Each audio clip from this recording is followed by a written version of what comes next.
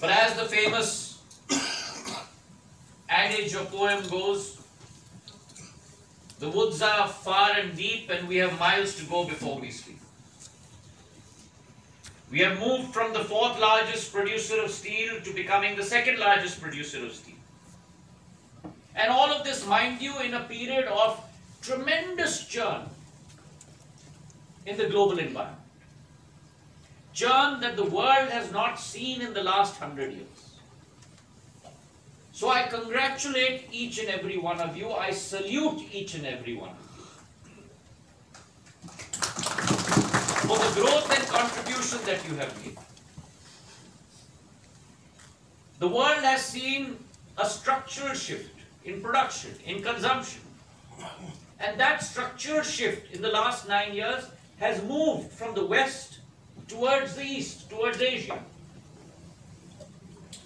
And in that structural shift of production, in that structural shift of consumption, India very clearly has become the epicenter of growth for the future of the steel industry. The World Steel Association has predicted that India will play a seminal role in the next decade and 2 decades with regard to the evolution and growth of steel, new ways of producing steel,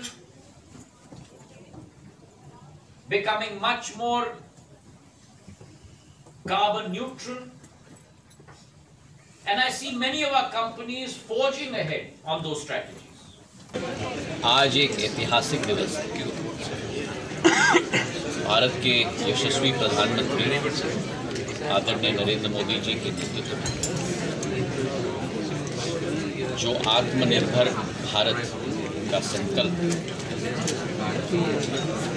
विश्वास और दृढ़ता के साथ जो अनेक क्षेत्रों में corona काल में कदम उठाए गए,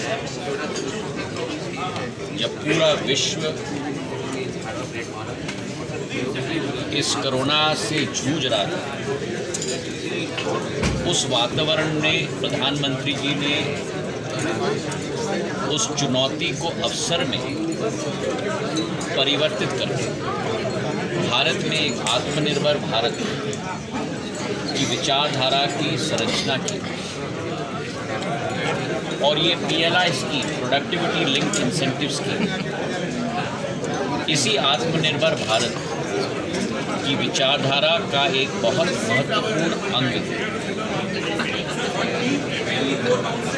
स्पेशलिटी स्टील सेक्टर के लिए नवंबर 2020 में PLI स्कीम की शुरुआत की गई और सभी स्टेक होल्डर्स के साथ मंथन करने के बाद 6,322 करोड़ के इस्पात क्षेत्र के लिए स्पेशलिटी स्टील की PLI स्कीम को कैबिनेट ने स्वीकृत किया। आज मुझे बड़ा हर्ष होता है और बड़ी खुशी होती है कि इंडस्ट्री ने साथ मिलकर इस योजना में भाग लेने का जो दृढ़ संकल्प और इच्छा शक्ति जाहिर की, उसके आधार पर आज 27 कंपनियों ने